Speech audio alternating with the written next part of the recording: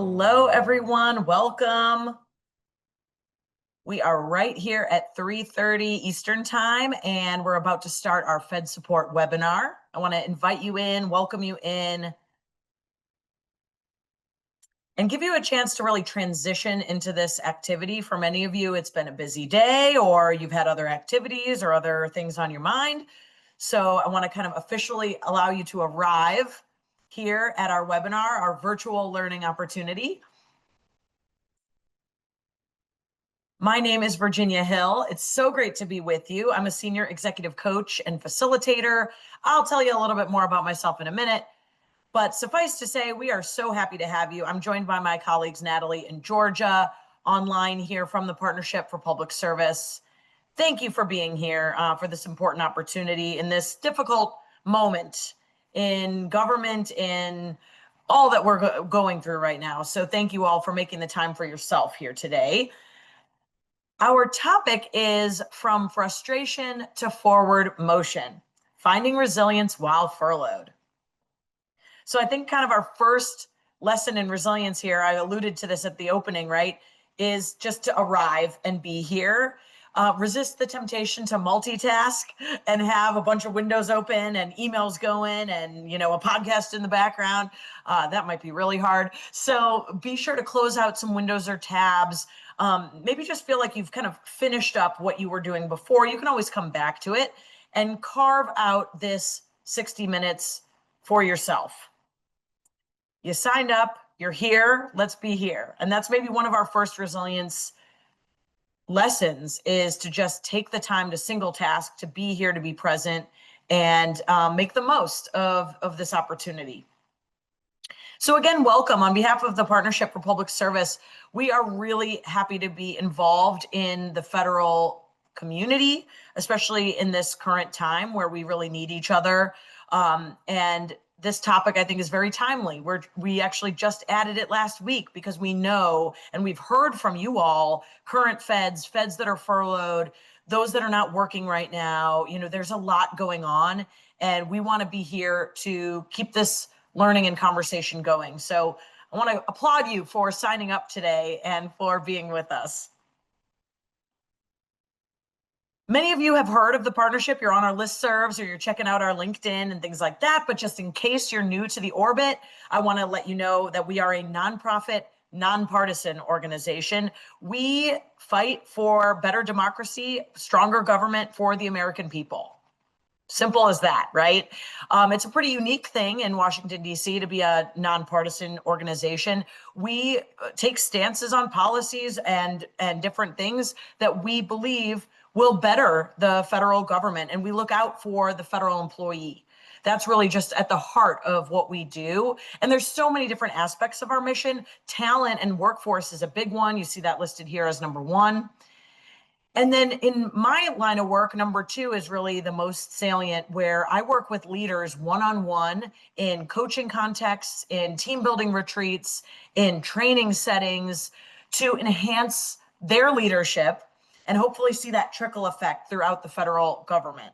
I've heard the phrase, you don't leave your job, you leave your boss.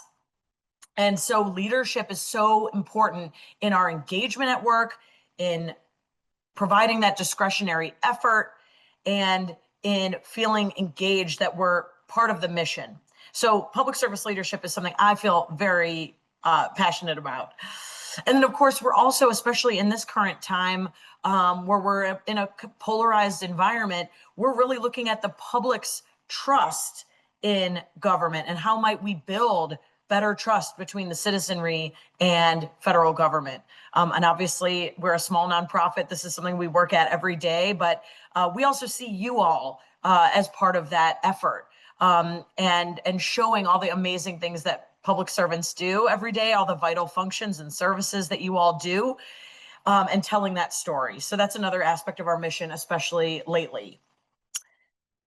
So that's a little bit about us. You might also be wondering a little bit about me. My name, again, is Virginia Hill. I'm so excited to be with you. You can call me Ginny for short. And I myself was a public servant I started my career in 2007 as a presidential management fellow at the National Institutes of Health, NIH, part of Health and Human Services. And I was there for over 7 years, including a bit of time in human resources where I really got the bug for leadership development. And I came to the partnership about 10 years ago. I've been at the partnership since 2015, doing this and working with federal employees from all over federal government, and now also state and local. So that's just a new kind of passion of mine, is really to see the linkages between the levels of government and see the connectivity between all these levels. So it's my pleasure to be with you. I have a lot of coaching experience as a professional certified coach, and I've done leadership development for the past 20 years or so, and I'm just so excited to be with you in this conversation about resilience. As I mentioned, this is a really challenging time, and for that reason, we launched FedSupport, and probably that's how many of you heard of this webinar. It's part of our FedSupport effort. But if you haven't been to fedsupport.org, Natalie, I believe, will be dropping that link in the chat. This is such a helpful website. I just want to fully endorse. I had nothing to do with creating it. I'm just in awe of the team that created this. It's a hub for resources, blogs, downloadable guides about the DRP, about RIFs, some of these things that are floating around that we might say, well, who's the authoritative source on this? I don't want to just Google it, or I don't want to just read any old source on the internet. The partnership is creating a hub of reputable and credible resources for federal employees. So I hope you will check that out after this webinar, because we said we were going to single task. So make a note of the website, and you can head there afterwards to see all the other resources that we have to offer. So let's get back to the here and now, our webinar, our opportunity today. There's two objectives in this 1 hour that we have together. I want to talk with you all about what it means to be resilient. And we are in particular in a partial government shutdown. And, I've seen a lot of the news articles, right? There's a lot of hyperbole and drama, there's no end in sight and big terms like that. We don't know what the future holds. We don't know when it's going to end. So we want to have this conversation to make sure that federal employees that are furloughed or not working right now feel taken care of and feel that they can take care of themselves, even with the uncertainty, right? So we're going to kind of talk about some of those big topics like resilience and uncertainty, but in particular, kind of putting it in this here and now of the partial government shutdown. And I do want to talk about it in a balanced way, because I certainly can be kind of a cheerleader about this topic. I want you to leave more motivated than when you arrived, maybe more inspired than when you arrived. And of course, there's no point in putting on rose-colored goggles, right? We could be ignoring important factors or not acknowledging kind of the unpleasant emotions that could be going on with this partial government shutdown. So we are going to talk about the barriers to well-being and how to mitigate them. This is highly personal, so I want you to really be thinking about how this applies to you. We had 300 people register for this webinar, which really tells me that it is needed right now. And so I'm speaking to a whole lot of people in a whole lot of different situations. So what I'm hoping is there's nuggets of wisdom or tools or ideas that you can grab and use for yourself. Be on the lookout for that, right? That's going to be you being the kind of the steward of your own resilience here, so that you can find the tools, techniques, ideas, mantras that work for you. Since I bet it will be different for everybody logging in today. So I want you to just kind of take a selfish moment and be selfish during this webinar to find the things that you gravitate to, that resonate with you. So we are on Zoom webinar. I just want to orient you just a little bit, just to let you know that there is not a public chat that we can all see. It's more of a one-way communication, which I regret because I love interacting. I would love if you could come off mute, but in this case, with such a huge audience, we want to make sure that it's efficient. So with that in mind, we don't have a lot of breakouts. We don't have any breakouts. We don't have the ability to come off mute, but I do want you to use a key feature within Zoom webinar, which is Q&A. So there's a Q&A box within this. Yes, and Natalie's kind of chatting to you from our webinar platform. So you can use the Q&A function, and then Natalie will sort through the questions that we get and elevate a few that we can talk about together. So feel free to use that feature, and we'll try to get to as many questions as we can. And, you know, on one hand, the chat is usually like the lively, like comment feed, that the like the scrolling thing that we all want to pay attention to. So we don't have that today, but the Q&A is a great means to follow up with your questions and send them to Natalie, who will send them to me. And yes, no breakouts. So in case you are wondering, are they going to send me to breakouts and I got to turn on my camera? No, you don't have to do that. Don't worry. Again, you get to kind of relax maybe and like let your shoulders down for a minute during this webinar and give yourself a chance to just kind of absorb and think and process. That's my invitation and my hope for you. So let's do just that as our warm-up activity. I want to offer this tool that we call State of Mind. And it's a really simple continuum from +3 to -3. We're going to start with this because so much of resilience is about self-awareness. It's about checking in with ourselves and kind of seeing how we are, not just the question, how are you? Fine. Or my favorite, how are you? Busy. Let's go beyond that kind of pro forma type of check-in, or asking how we are, and really check in with ourselves for this moment. So with State of Mind, we're looking at a continuum again from +3 to -3. There's a dotted line in the middle that's not a 0, because you're not a 0, you're somewhere. And so what I'd like you to do is kind of think about what your state of mind is right now. Another way I would put this is, how are you showing up? This is just a snapshot in time. I'm not asking you to think about your last week, right? Because you've had ups and downs in the last week. We're coming off a long weekend, you know, blah, blah, blah. So I'm not asking for the big aggregate, how are you? I'm asking just, how are you arriving right here, right now?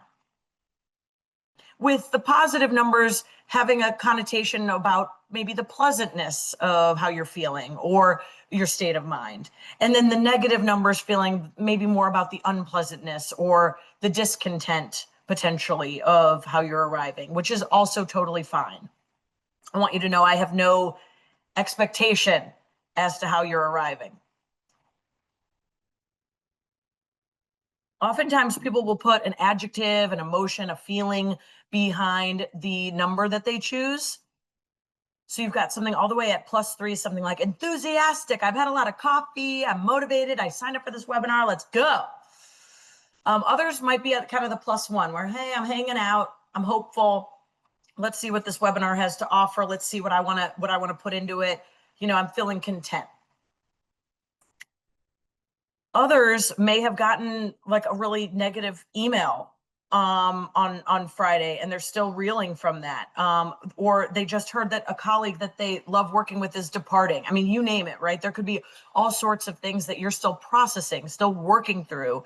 Again, that might be more unpleasant or frustrating, as the name of the webinar implies. And so that might be a feeling of being worried or a feeling of being insecure. Like I just don't feel like I have the stability I used to have, things like that. So this is just a moment in time. This is how you're arriving here at this webinar. Take a moment, make a note of your state of mind. I am going to be asking you to take notes today since we can't really discuss in a two-way format. So your discussion will be with yourself. So have a notebook ready. And this is a perfect time to pull that out so you can make a note at the top of your page with your state of mind. I'll pause here so you can look at this chart and pick an adjective. Does not have to be one of the ones up here, but maybe a feeling that goes with your number on the continuum. So let's take a moment for you to think about that and then make a note.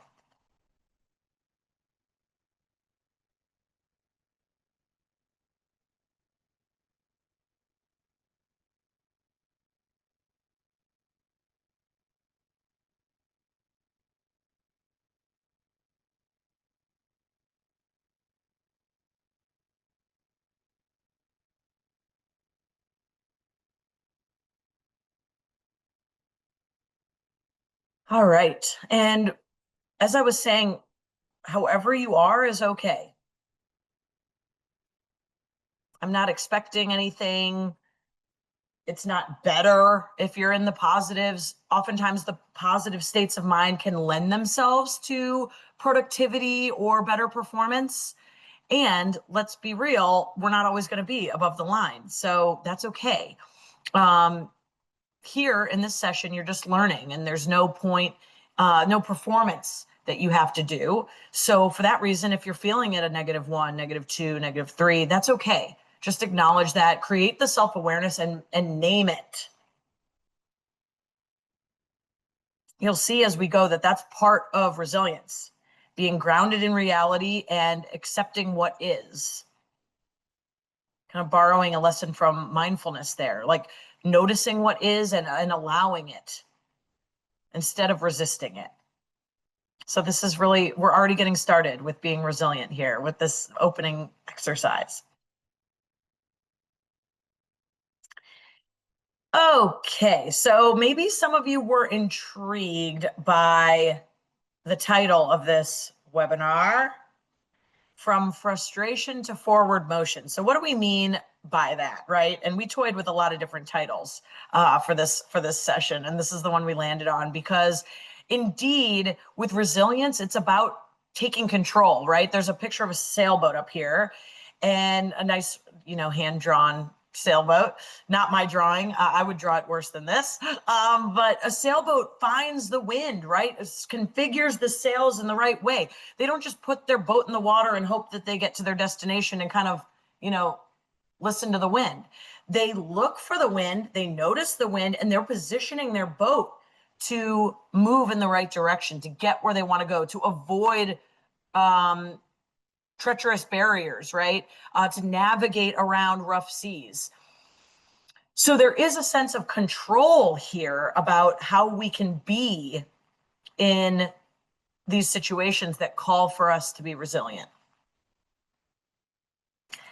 And, the wind, while it helps take us where we want to go and we can use it to navigate, it can also be a problem. If it's really windy and really treacherous out there, like, guess what? That's going to be a restraining force. The wind might be the thing pushing us back, and we're like, oh no, what do we do? So this is a metaphor for life, really, that we find in these really hard situations like this partial government shutdown, that we have these forces that are kind of motivating us, driving us, fueling us. And then we also have these sources that are frustrating us, holding us back. With restraining forces, you kind of have a choice. And the choice, put simply, is, do I just kind of accept that this is just a barrier? Like, that's part of keeping it real, which we're going to get to. Just being honest about the force and saying, this is just the way it is. I can't change anything about this. This is a restraining force. I just have to know about it. I have to be prepared for it. It's there. And then there's other times, and this is a bit of a judgment call here. This is kind of where the skill of resilience comes in. There's other times where we can mitigate the force, navigate through it, smooth out the bump so it's not as, jarring. But nonetheless, it still might slow us down. It might be frustrating, like we might have to deal with the emotion around it. So there's still things to consider with those restraining forces. But we don't want to just sit around and kind of complain or only focus on the restraining forces. We also want to think about the things propelling us, because those driving forces are those that can help move us forward, that can support our goals, that can build momentum. So it's a both and. Us leadership coaches, we love that. It's a both and. And so if we focus too much on one or the other, we're not seeing the whole picture, right? And probably our sailboat is going to be off kilter.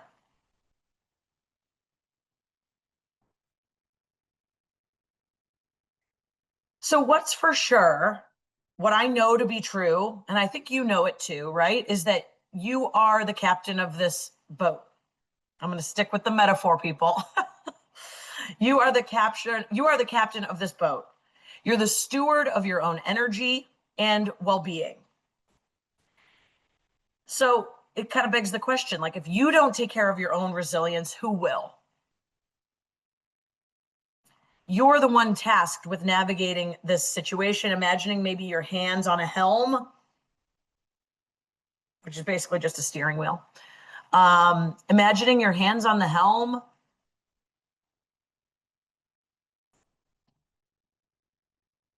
And there's going to be times in our lives where we would describe the journey as smooth sailing. I've heard a lot of people, they answer the question, how are you? Oh, can't complain.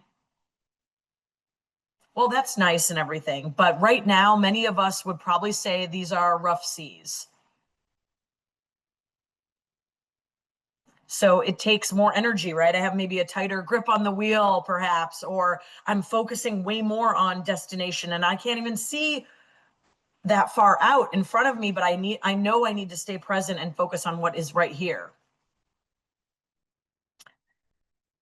So today, our message with this webinar, and especially, on behalf of the Partnership for Public Service, who cares very much about feds and the public servants who give so much during a shutdown, before a shutdown, after the shutdown ends, you are strong. You are a capable captain.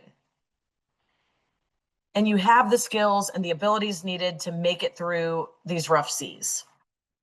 And I'm hoping that this webinar, us gathered here today, I know you can't see everybody who's gathered with you, but knowing that there was 300 people who signed up along with you, our goal is to really help us remember that we're the captain and that we're a strong and capable captain. We'll talk about the restraining forces. We'll talk about the barriers. We're probably going to start with that so that we can kind of get it out of the way. But we'll also talk about the driving forces and remind you of how you can muster up resilience even during a challenging time.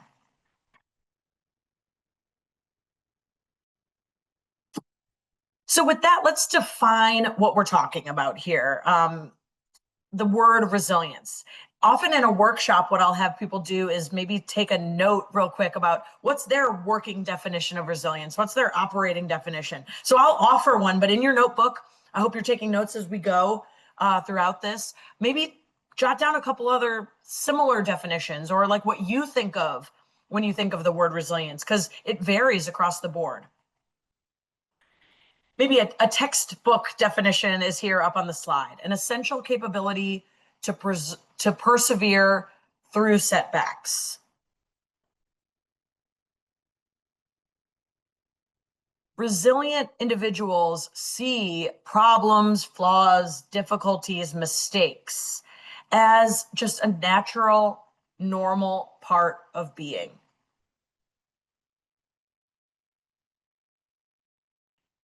Meaning a resilient individual is not someone who's like shocked that they made a mistake and then beating themselves up about it for, the foreseeable future. Or they encounter a challenge that was through no fault of their own, hint, hint, right now, and they're just so down on it. They can't get over it, right? Like it's just like a weight on their shoulders. No, a resilient person is saying, you know what? There are going to be problems. There are going to be setbacks. I know I can get through it. What do I need? In one resilience workshop I conducted with a federal agency, I'll never forget it. This woman described her journey with breast cancer, which I know is very different than the shutdown, but we're talking resilience broadly here. And she talked about her journey overcoming breast cancer and how difficult that was for her. And she said the question that got her through it and helped her be resilient was, I'm here, now what? I'm here, now what? Embedded in that is both kind of the acceptance of reality and then a thought about what's next for me. What do I need to do? What do I need? What's my next move?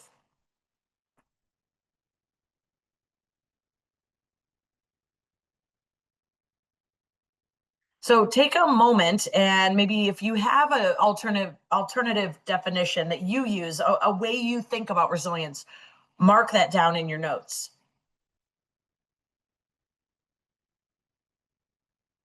One author, Diane Kutu, wrote in Harvard Business Review about this in an article about resilience. And she wrote, resilience is a reflex, a way of facing and understanding the world that is deeply etched into a person's mind and soul. Meaning we can build resilience. We can create kind of these reserves or this practice of internal strength and capacity that will help us move through problems, flaws, difficulties, and mistakes, right?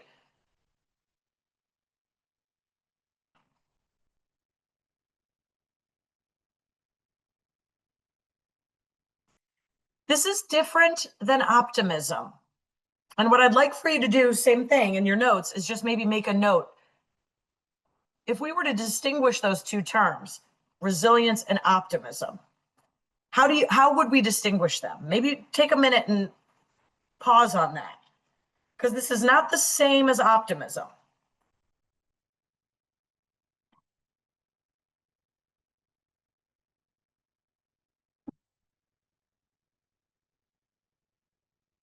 I'm curious how you see that. When we think about optimism, which is a great trait, wonderful trait, optimism is much more like everything's going to be fine. This is all going to be great. The future is bright. And there is a time and a place for optimism. In fact, we really like optimism in our leaders, in our friends, etc. But resilience is not that. As I was saying, resilience is kind of about keeping it real. That we're going to talk about the ingredients of resilience in just a second, and that's the top one, is acknowledging reality. So that takes awareness, it takes acknowledgement,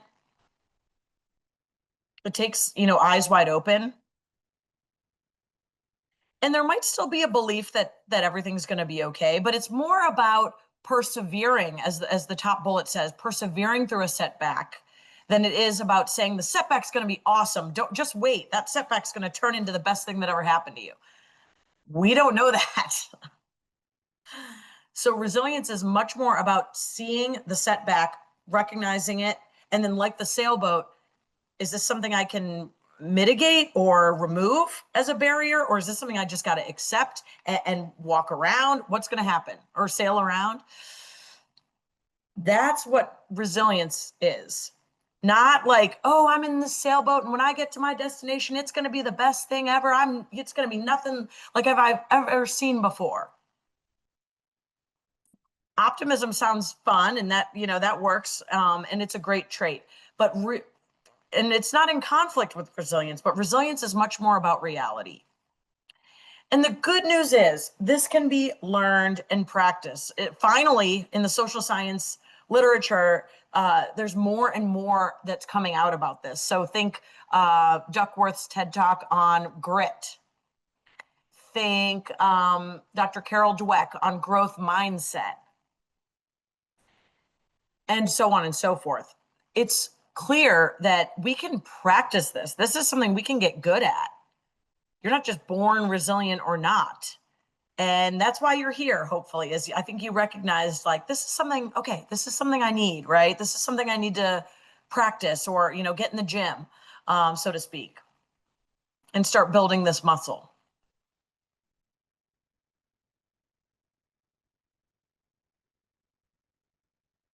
So from here on out, let's do a little bit of that force field analysis that we talked about, the driving forces and the restraining forces. And we'll talk first about the restraining forces, like I said, just to get them out of the way. No, just kidding. But indeed, to kind of start here, recognize the barriers, but we're going to end on a positive note to talk about how to drive resilience.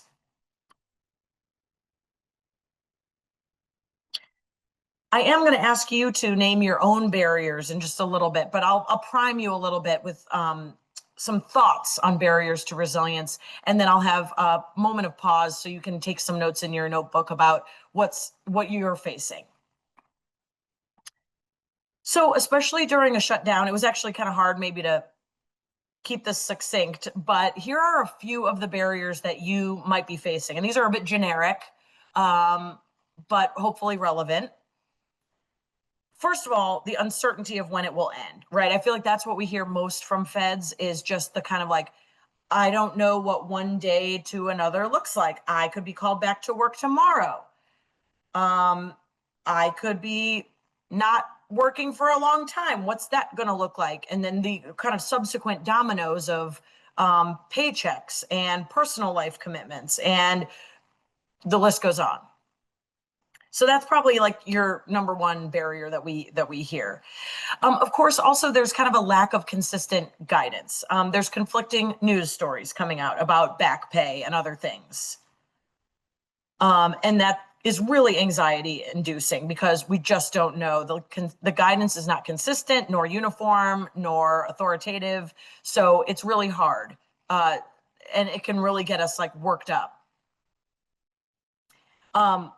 Of course, the partnership is cognizant of the news media coverage of federal employees, and there's a lot of talk about federal employees' work ethic and necessary employees and people who should be working and shouldn't be working, and things like that. And that's really hard to, especially to read some of the uninformed pieces that don't know how great public servants are and how hardworking people are.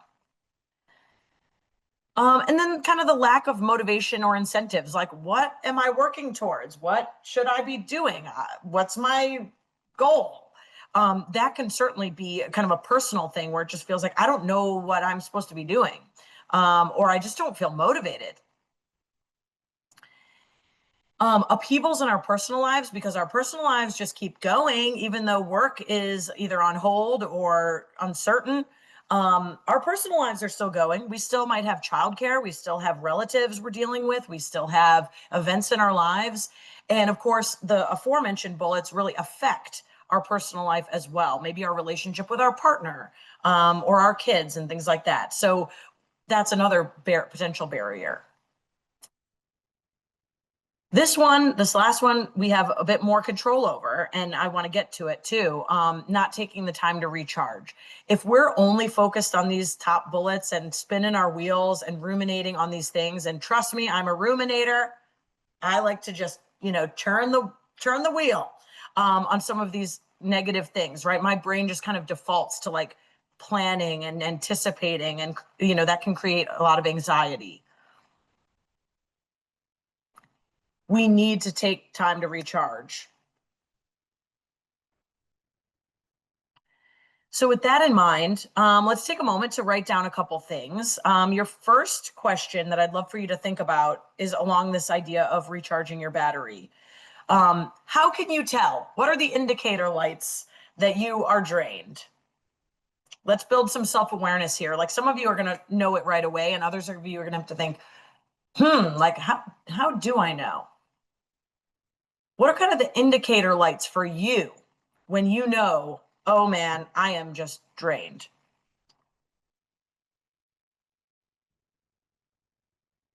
Take a moment and capture your answer to that question in your notebook.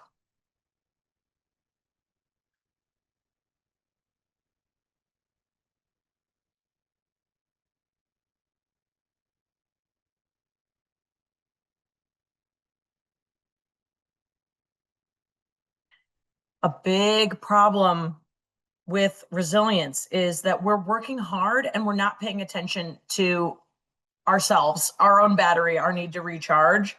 So you need to first know what the indicator lights are, right? Like with our iPhone, the battery thingy turns red, a notification pops up, right? So what's the equivalent for you, knowing that you need to plug in?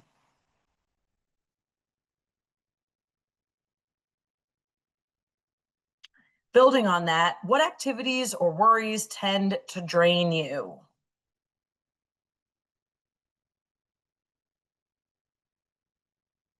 For example, and I'm not trying to be an evangelist here, but I noticed that I was scrolling a certain social media site a lot as a mindless activity, just to like escape a little bit.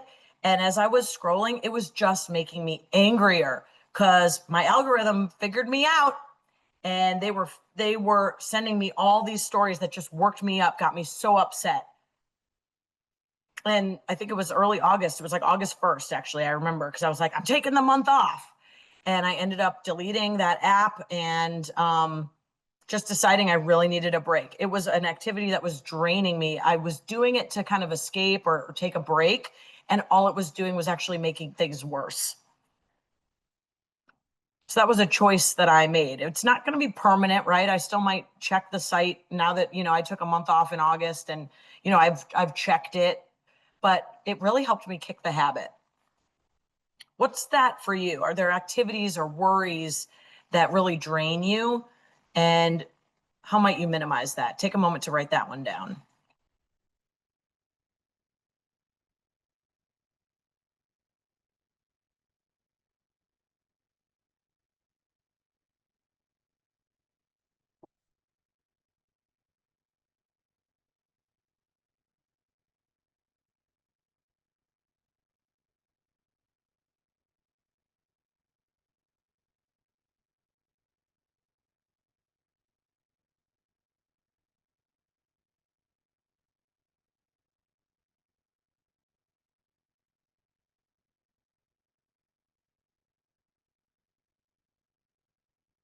Lastly, what's the counterpoint to that? So what activities feel energizing and rejuvenating? So this is going to be a little bit of our bridge into the driving forces, right? So thinking really carefully about actually, well, okay, so scrolling this certain app is just driving me into the ground here. But when I take a walk and listen to like a podcast about leadership, because that's me, I'm a nerd. When I'm listening to a leadership podcast and taking a walk and getting fresh air, I feel great. Or even just like driving around listening to my audiobook, or doing a CrossFit class, not me, but I hope it's you. So something like that. What makes you feel kind of charged, energized, and rejuvenated? Because we need to pay attention to those activities and be weary of the things that are draining us. This is kind of basic, but it's so surprising how we still spend time on stuff that's hurting us. And you don't have to admit it because we're anonymous here. You don't have to raise your hand and say what's draining you, and that we still keep doing it. But suffice to say that acknowledging that here is a helpful exercise, so we can build the awareness of what's hurting. And what we're getting at here is that a key barrier to our own resilience is, you guessed it, worrying about things we can't control. And like I said, I'm an executive coach. I work with leaders throughout government one-on-one. And if there was ever a theme that comes up over and over again, it's this. And I'm a type A, high achieving person, so I totally get it. I could spin my wheels and think about everything, and try to plan for every contingency and worry about everything, because I have a huge circle of concern. I'm very concerned, as we rightfully should be, right? But what we do is we fool ourselves into thinking we can control that circle of concern. So I tend to worry about everything in the event that I could maybe do something someday. But the short-term effect of that is pretty bad. At least I know I've experienced that. Maybe you have too, that it's just so worrisome. It creates so much anxiety and a sense of helplessness, because there's so much that I can't actually control, but I'm spending energy trying to. Because indeed, smaller circle is what we can influence, right to our congressperson.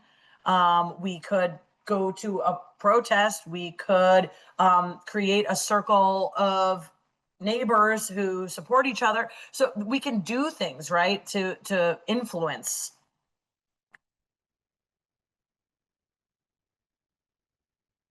a positive outcome, or feel that we have a sense of doing something. But indeed, even smaller is the circle of what we can actually control. And this is frustrating for people because we really like to feel like we have control. But when it boils down to it, we really don't have a whole lot. And again, that is kind of a frustrating notion, but if we're going to be resilient, we kind of have to be real and say, what exactly is in my immediate circle of control? So for me, my quick story on this is that I moved to a neighborhood, and actually I've since moved out of that neighborhood and found the same exact problem in this other neighborhood. Both places I've lived recently have had big problems with littering. And was a huge annoyance and worry for me. And I would get on a soapbox about how bad it was to litter and how dare they litter and what the heck, like they're making a mess of my street and I don't want to see that. And who does that? And, I could go all day with all my circle of concern about the worry of litter and messing up the neighborhood. And I have a lot of choices with this, right? I could put up a yard sign that says, don't litter. I have a lot of choices here on what can I do about this. And I certainly can shake my fist at all the littering going on as long as I want. What I realized was that was doing like no good. So I went on a certain website and I ordered those trash grabbers. And they came in a 2-pack, so me and my husband can do it on occasion, but it's mostly me, where I can walk around the neighborhood and pick up the trash that's bothering me and take 10 minutes a week or something just to do that. That is what I have in my circle of control. Does it fix the problem? No, but it addresses it. It makes me feel good. And most importantly, I feel like I'm in my integrity doing the thing that I can do.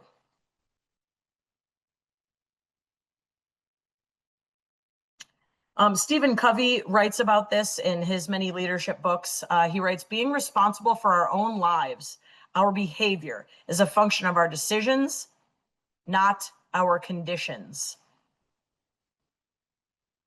So I'm not patting myself on the back or looking for congratulations for walking around with a trash grabber, 10 minutes a week. I'm not looking for that. I don't need anyone to give me an award, and I don't need, an allowance. I'm just looking for the gratification of doing something about a thing that bothers me. That's kind of the proactive nature, right? And so again, Stephen Covey writes that proactive people focus on issues within their circle of influence and control. They work on things that they can do something about. Reactive people tend to neglect those issues that are under their control because their focus is elsewhere. And then their circle of influence actually shrinks.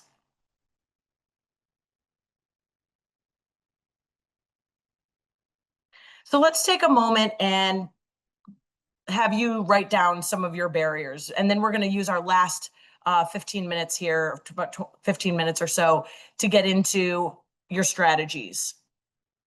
At this point, you probably have a few notes here. So pick a question that is resonating with you. And let's just take about a minute or so to write down your thoughts about barriers. And we'll get into the next piece.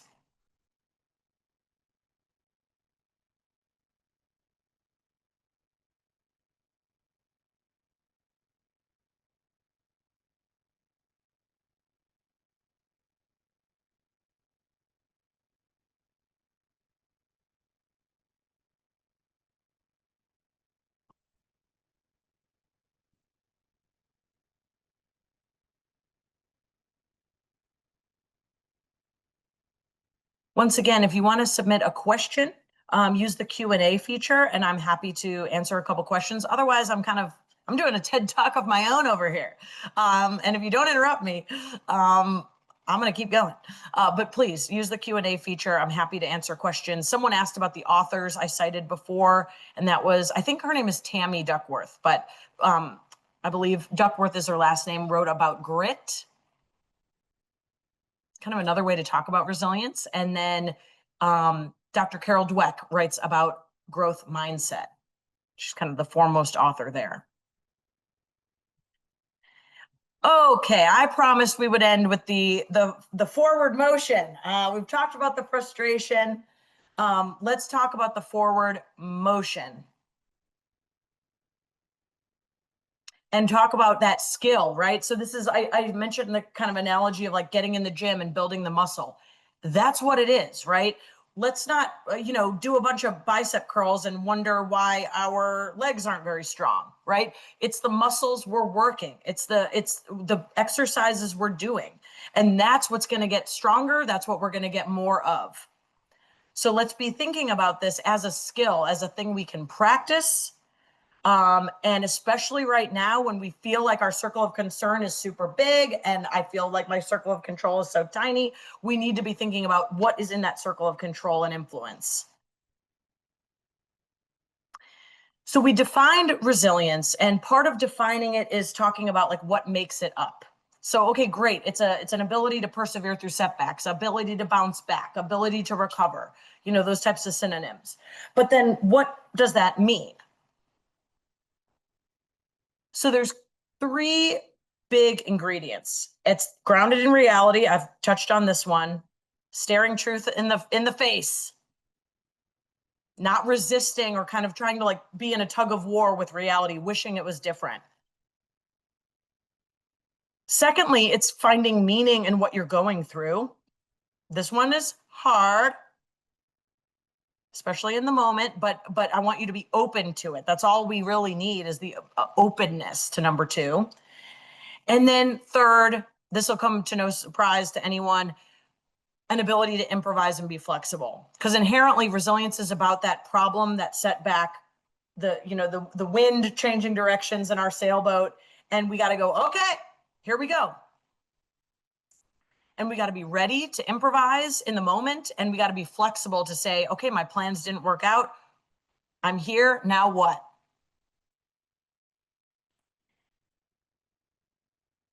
It is important to give yourself time to grieve, though. So we've lost so many amazing public servants in the past few months. The workforce is being reduced. There's no other way to say it. And it's okay, similar to that state of mind activity, acknowledge how you're feeling. So again, I'm not trying to tell you, here, buy these rose-colored goggles for $9.99. I'm trying to tell you, be real. So to be resilient, we have to accept and acknowledge what we're experiencing. And that could be grieving. So we could be grieving the loss of something, like loss of our job, loss of our independence, loss of telework that we used to have, and now that's changing. I think the younger generation says, be in your feelings. So if you're experiencing loss, like take time to grieve it. But our second element was finding meaning. So there's kind of this like coupling with that. After you've taken time to grieve, looking for or being open to the opportunity that something is meaningful here. When I was going through the hardest time of my life, where it felt like everything was going wrong and the wheels were off the bus, I came across this mindfulness mantra that said, this is exactly what you should be experiencing right now. This is exactly what you should be experiencing right now. How powerful. That flipped it on its head, because my, indignance was saying, oh, I shouldn't be going through this. This shouldn't be happening. Resisting reality. But that mantra like turned it on its head. This is what I should be experiencing. What is this meant to teach me? What can I get from this? What meaning can I find? And again, I don't know what that is for you. And that might be a little overly positive for you right now. And that's okay. Tuck it away in the pocket. Stay in the grief, because there's a lot of loss going on. And when you're ready, start to think about, what's the meaning in this? Where can I head next? What's my opportunity? Don't go there too soon, but go there.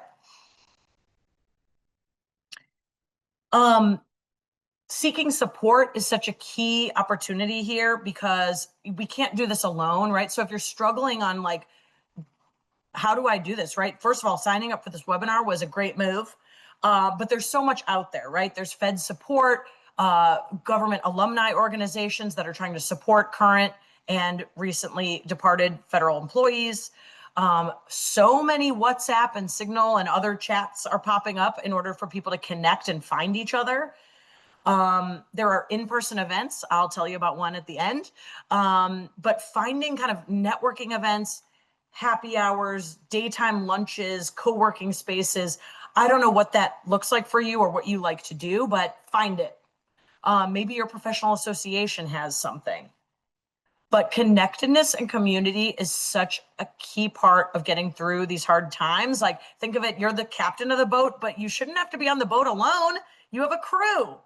Who is your crew that can help you hoist the sails and read the map and, go down and get you a glass of water? Think about your crew that's supporting you in that metaphor. Maybe take a moment right now to think about one specific way you want to seek support.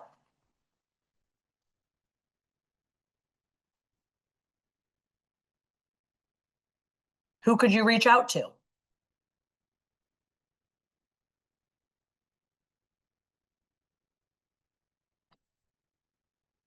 I'm alluding here to this chance you have at putting kind of the flashlight of your attention on what you want. Don't be like me from 2012 and spinning your wheels on all the stuff you can't control and how hard things are, and I shouldn't be experiencing this sucks.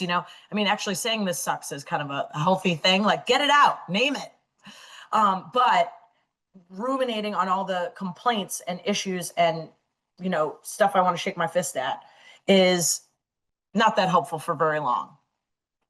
Take the flashlight of your attention and kind of put it where it's most helpful or useful or rejuvenating for you. And here are my pointers related to that. The driving forces, to stick with our terms. One is kind of a commitment to calm, like finding the things that help you find calm, to be calm, to, allow your nervous system to relax and de-stress. Guarding your health and your boundaries.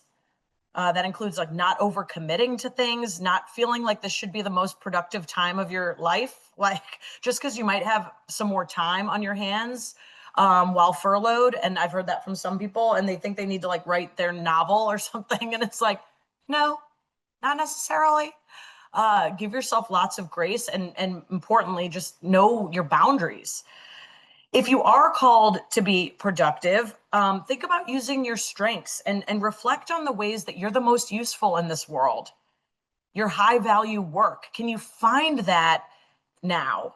Or a twist on it, or a riff off of it, right?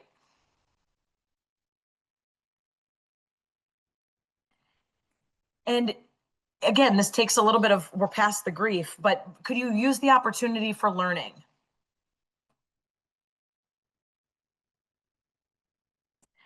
We got a question in the chat about my biggest obstacle is that since I've been laid off is actually figuring out what to do next. Do you have any suggestions on figuring out what you want when you've only ever worked in federal government?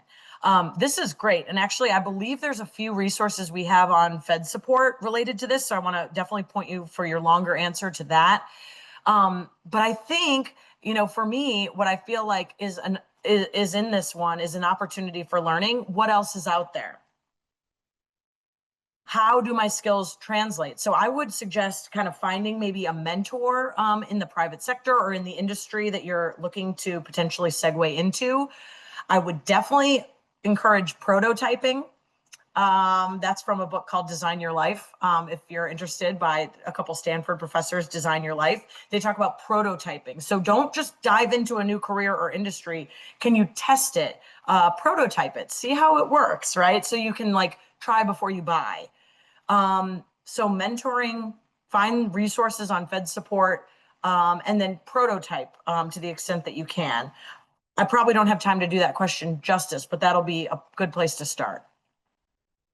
Importantly, though, for that person asking that question, as well as anyone online, is this last bullet. choose your next right step. For many of us, this is not a great time to be making our 5-year strategic plan. I've never been very good at strategy. So now I can laugh at strategy a little bit because I can be like, oh man, we really didn't know what was coming, right? The world is so unpredictable. There was a slide I didn't get to about plans versus certainty. We never really have certainty about the future. We only have plans. And plans are great, actually. The act of planning is what kind of makes us motivated or feel that we got this, right? So a contingency plan is great. And realizing that so much can change, we don't know the future, there's so much uncertainty. So just choose your next right step. This is often a tactic that crisis leaders use, leading in crisis. Just do something. Choose your next right step.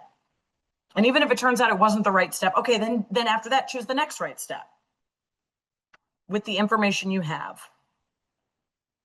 That is what is in your circle of control, not when the shutdown ends, not, what job you'll get after you've been laid off. That's uncertain. But could you just choose your next right step? What do you want to do today that's in your circle of control? What would make you feel good? And it doesn't even have to be about doing, it can just be about being. I'm going to be chill today and I'm not going to do anything. I'm going to rest and rejuvenate, and I'll be back at it tomorrow.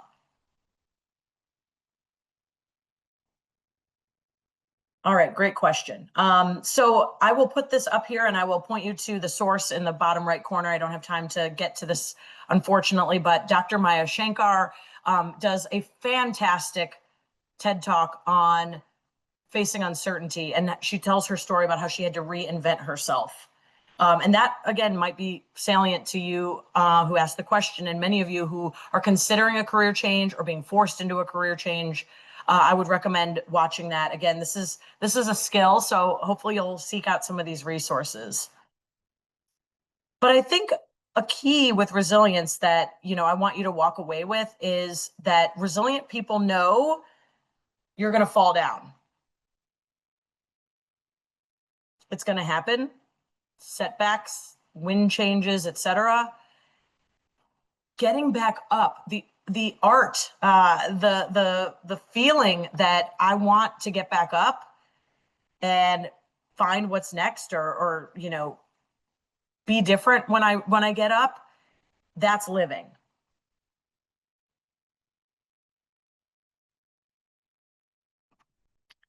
So some closing questions for you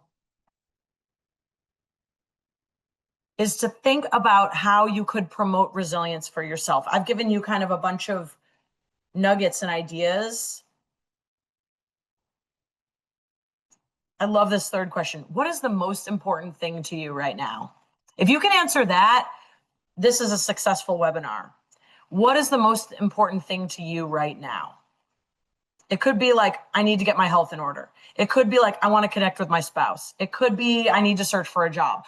I don't know what it is, but answering that third question means this webinar is a success. But maybe any of these others might resonate with you as well. And I want to encourage you, I know we're kind of running out of time for our hour together, but this is ongoing. Allow these to be maybe things you write about or talk about over the dinner table, so that you keep this learning and this, the exercises going. I want to maybe offer that you could do your own force field analysis here. List out, draw the 2 arrows, summarize for yourself the driving forces that are moving you ahead. And I have a few listed here.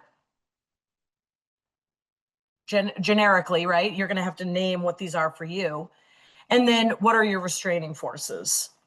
The barriers you're facing, the stuff that drains you and just like leaves you unmotivated or angry or frustrated. And from there, I'm hoping it will lead you to something you want to do. So I like to say, in an hour, I can't change your life. Although maybe there was like a small percentage of people who feel like their life has changed. But I like to say in an hour-long webinar, I can't change your life. I can change your to-do list. So in your notebook, on your to-do list, in your app, whatever you use, right? What is one thing you can do and you want to do as a result of our conversation today? I'm going to call it a conversation because I felt like you were with me. What is one thing you want to do or try as a result of this session? The hour that you have invested in yourself to think and to process one small thing. What is your next right step that maybe you could even take action on immediately when you log off of here? Think about it. So with that, we've reached the end of our time, and I would really love for you to take this quick poll that we're going to launch here. It's our little quick evaluation, hoping that we can hear from you about how we did today, as well as any future topics you would like to see covered.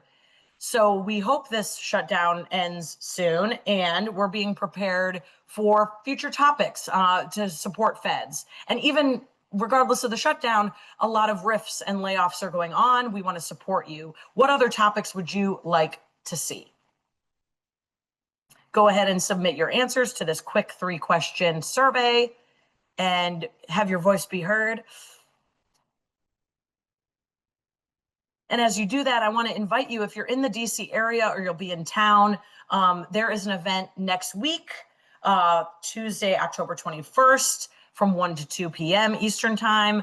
It's an in-person event, so put on your hard pants and head over and meet us. I will be there in person with Mika Cross, and we're going to be talking about this similar topic, right? Finding resilience while furloughed, but this way we'll get to interact this next time.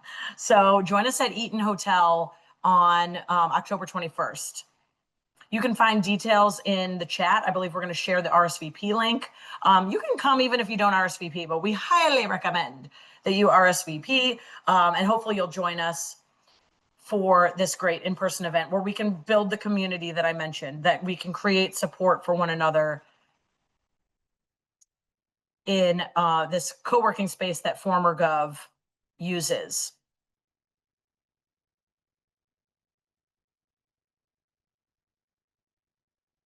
Thank you so much for tuning in today. Again, fill out that quick survey and offer your feedback. I want to end with a quote from Daisy Auger Dominguez, who writes for Harvard Business Review, one of our leadership publications that we refer to often. And she wrote, "Career resilience is no longer tied to a company, a title, or a paycheck. It's built on your ability to navigate what's next while staying grounded in the present." It's built on your ability to navigate what's next while staying grounded in the present, keeping it real, as we said, with resilience.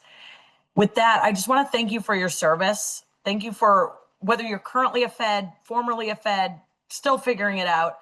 Thank you for what you do for our country and what you will continue to do. My name is Ginny Hill. It's been so good to be with you. Thanks to Natalie and Georgia for producing this webinar with the partnership and for all they do for FedSupport. I hope to see you in person next week. And if not, I'll see you online at FedSupport and hopefully at some of the other events and opportunities that we have for you. Thank you all again, and be well.